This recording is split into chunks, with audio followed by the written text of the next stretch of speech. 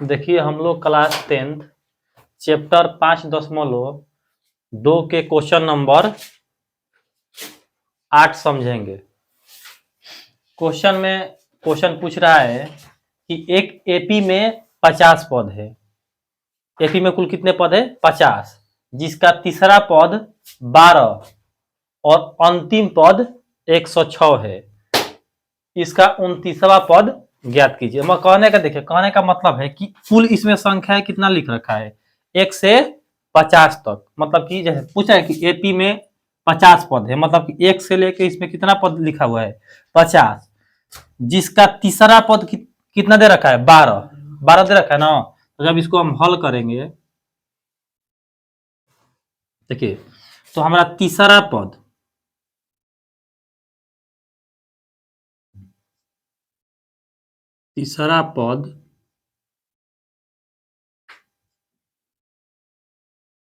कितना दे रखा है 12।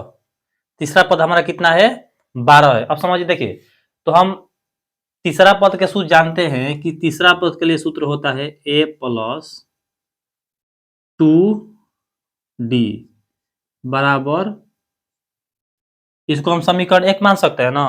तो देखिए अब क्या करेंगे कि इसको हम समीकरण 1 मान लेते हैं।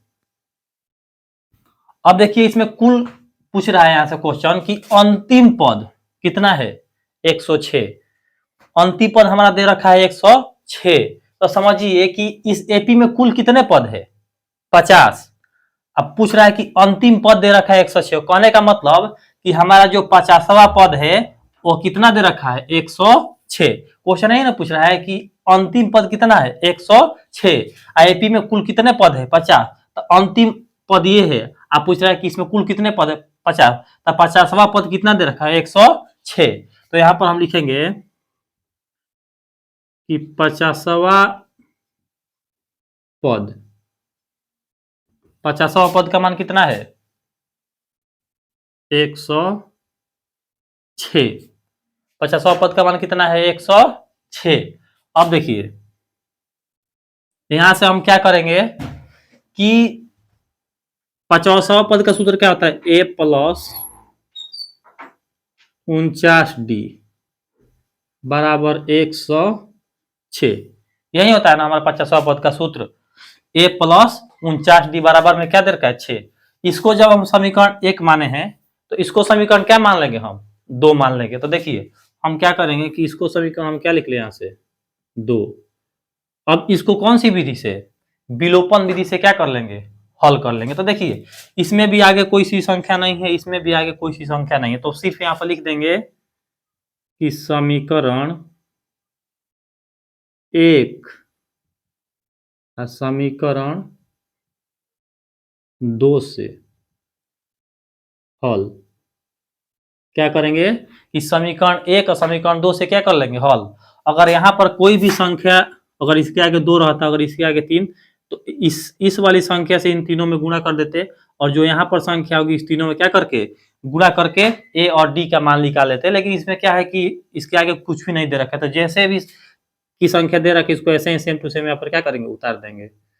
2d बराबर क्या हुआ हमारा 12, a प्लस 49d बराबर कितना दे रखा है 106।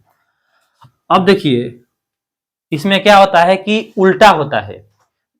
जिस संख्या का चिन्ह किसमें होता है माइनस में होता है, उसको हम किस में कर देते हैं प्लस में। अगर जिस संख्या का चिन्ह प्लस में होता है उस संख्या का चिन्ह हम किस में कर देते हैं माइनस में कर देते हैं। जब हम भाग बनाते हैं ना, तो भाग बनाते समय ही ना करते हैं। 9th क्लास में 10th क्लास में भी भाग है, तो उसमें हम यही करते हैं कि जो संख्या माइनस में होती है उसको क्या कर देते हैं हम चिन्ह उसका प्लस में, जो प्लस में होती है उसका माइनस में। तो देखिए यहाँ पर 106 का चिन्ह प्लस का है, तो इसको किस में कर देंगे माइनस में।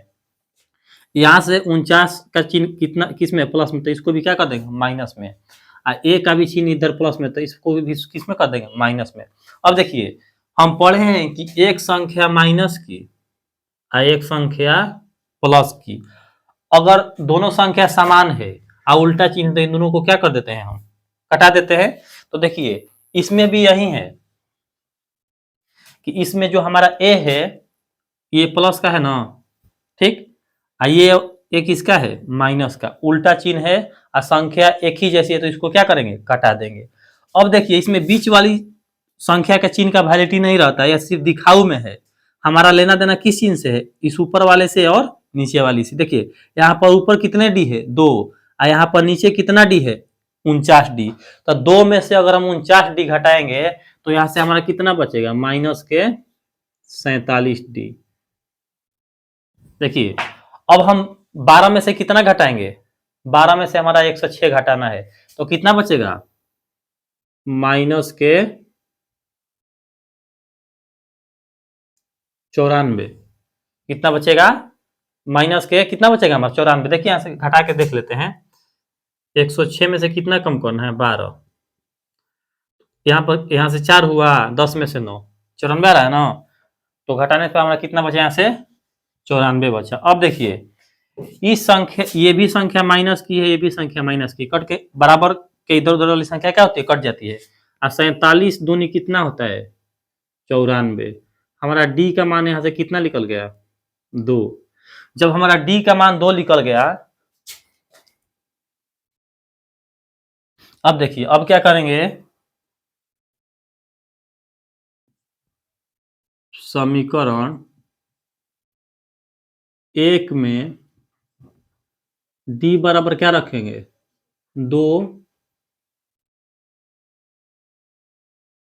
लेने पर।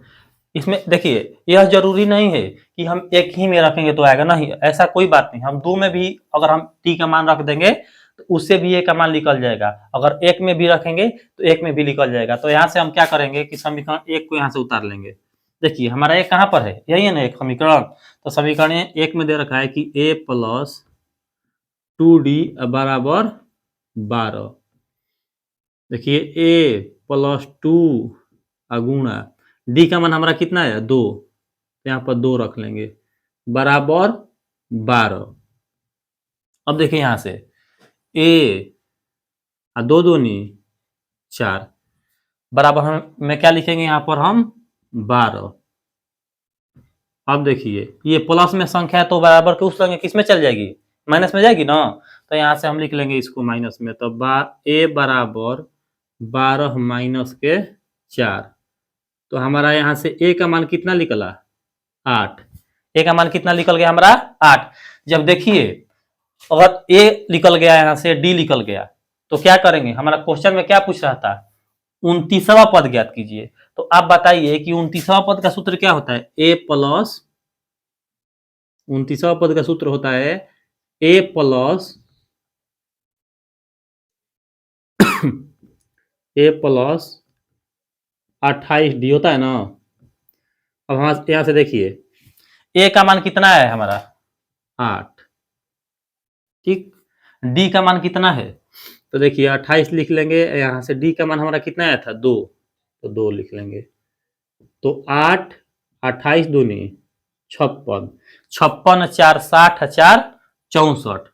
मतलब कि इस क्वेश्चन में जो पूछ रहा था कि 29वां पद हमारा कितना है, तो 29वां पद कितना हो जाएगा हमारा, 56 हो जाएगा। यही इसका क्या हुआ, आंसर हुआ।